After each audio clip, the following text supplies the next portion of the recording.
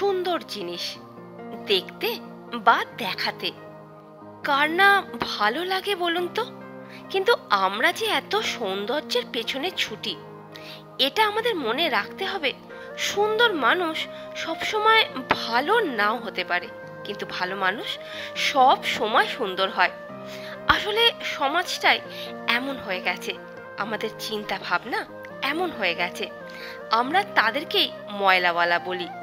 আমরা তাদের থেকেই দূরত্ব বজায় রাখি, যারা আমাদের করা নোংরা পরিষ্কার করে অবিরত। বরং ঠিক তার উল্টোটাই হওয়া উচিত, তাই না?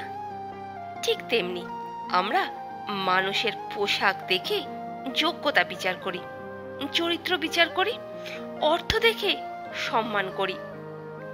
শিক্ষা আমাদের জ্ঞান দেয়, আর চরিত্র আর ব্যবহার সম্মান দেয়। অর্থে পাওয়া সম্মান ক্ষণিকের হয়, আজ আছে কাল নাও থাকতে পারে, কিন্তু আপনার চরিত্র, জ্ঞান, ব্যবহার যে সম্মান দেবে, সেটা মানুষ দীর্ঘ সময় মনে রাখবে। অর্থ প্রয়োজনীয় জিনিস আমাদের জীবনের চাহিদাগুলো পূরণ করার জন্য, তাই উপার্জন করুন নিজের ক্ষমতা সামর্থ্য অনুযায়ী, সৎ পথে। সময় যেমনই হোক না কেন, হাসতে শিখুন।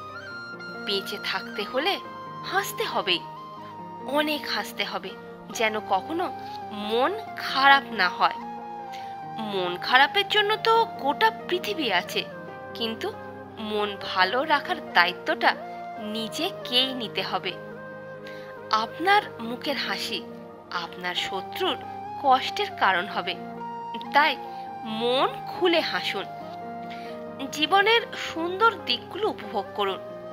ভেঙে পড়লে গড়তে শিখুন, ভুলতে শিখুন যন্ত্রণা, বুদ্ধি খাটান, বুঝতে শিখুন চোখের জল কিন্তু সস্তা নয়। জীবনে বেশিরভাগ ক্ষেত্রে এমনটাই হয়ে থাকে, আপনি যার বা যাদের জন্য চোখের জল ফেলবেন, তারা আপনার চোখের জলের মূল্যটাই তো বোঝে না, আপনার গুরুত্বটাই তো বোঝে না। নিজের মধ্যে একটা অভ্যাস তৈরি করুন, আর সেটা হচ্ছে ক্ষমা করার।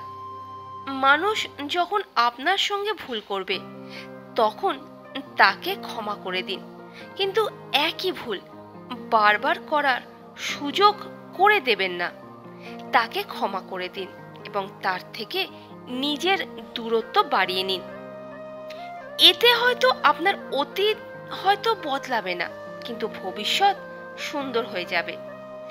জীবনে কখনো কাউকে বুঝতে দেবেন না যে আপনি তার উপর বেশি নির্ভরশীল, অচল।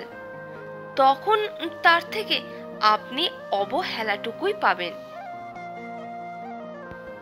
তো বন্ধুরা, এতক্ষণ ধরে আমি ছিলাম সোনালি।